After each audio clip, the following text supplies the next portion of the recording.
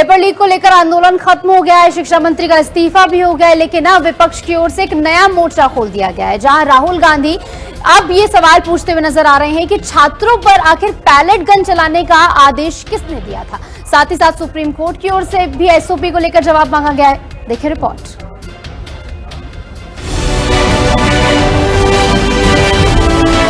कहीं भी गोली चलाने का आदेश कोई मंत्री नहीं देता, वो मैजिस्ट्रेट देता है। पैलेट गन की यूज, लीथल फोर्स की यूज बिना होम मिनिस्टर के परमिशन लिए नहीं किया जा सकता।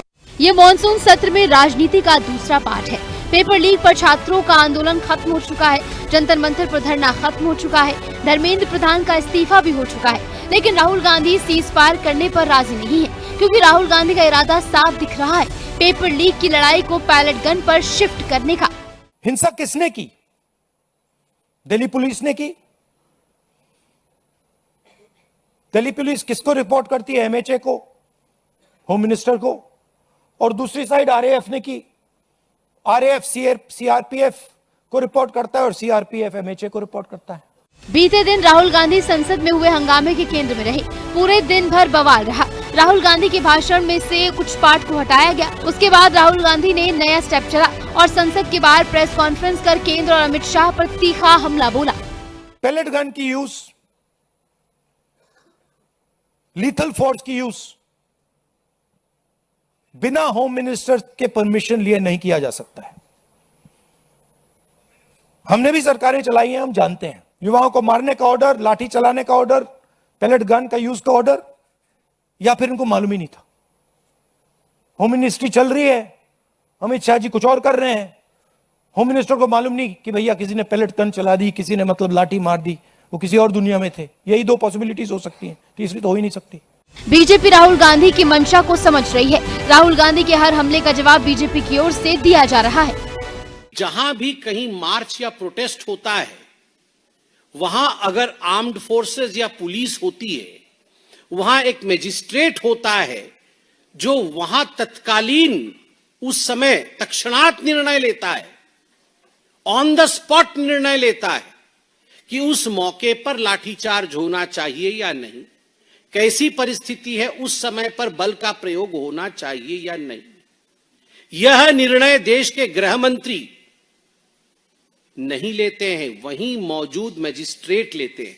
सबसे पहली बुनियादी बात कि कहीं भी गोली चलाने का आदेश कोई मंत्री नहीं देता, वो मैजिस्ट्रेट देता है, एसडीएम देता है, डीएम देता है। संसद सत्र शुरू होने से पहले विपक्ष ने पेपर लीक का मुद्दा उठाकर सियासी भूचाल ला दिया है। अब शिक्षा मंत्री धर्मेंद्र प्रधान के इस्तीफे के बाद राहुल गांधी ने अमित शाह के इस्तीफे की पेशकश कर दी है, जिसके चलते हंगामे के एक नए अध्याय का आगाज हो गया है।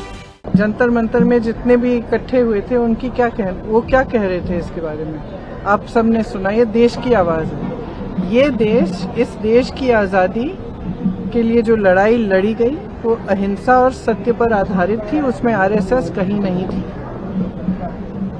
और पूरे देश को असलियत मालूम है, और जिनको नहीं पता था उनको आज पता चल रहा है। छात्रों के जीवन पर, उनके भविष्य पर राजनीतिक रोटियां सेकने का होचा घटिया प्रयास कर रहे हैं।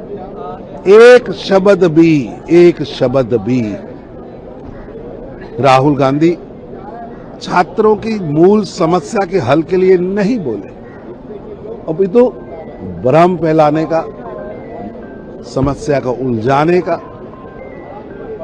प्रयास किया। ये जो पैलेट चली, AK-47 चली या लाठियां चली, महिलाओं के साथ अश्लील व्यवहार हुआ, बेटियों के साथ हमारे जिस तरह का व्यवहार हुआ, तो या तो ये निर्णय है गृह मंत्रालय का, और या फिर गृह मंत्रालय के जानकारी के बगैर हुआ।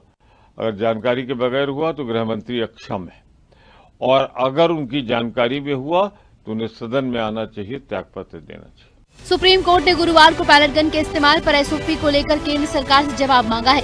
कोर्ट ने कहा कि पैलेट गन के इस्तेमाल पर पूरी रोक नहीं लग सकती, हालांकि वो स्टैंडर्ड ऑपरेटिंग प्रोटोकॉल पर विचार करेंगे। सुप्रीम कोर्ट ने एक महत्वपूर्ण फैसले में कहा कि पुलिस असाधारण स्थितियों में पैलेट गन का इस्तेमाल कर सकती है। कोर्ट ने इस संबंध में दायर की गई एक याचिका को खारिज कर दिया। कोर्ट ने 20 जुलाई को जंतर मंतर पर पुलिस लाठीचार्ज से जुड़ी याचिकाओं पर सुनवाई करते हुए ये बात कही। ब्यूरो रिपोर्ट, हिंदी खबर।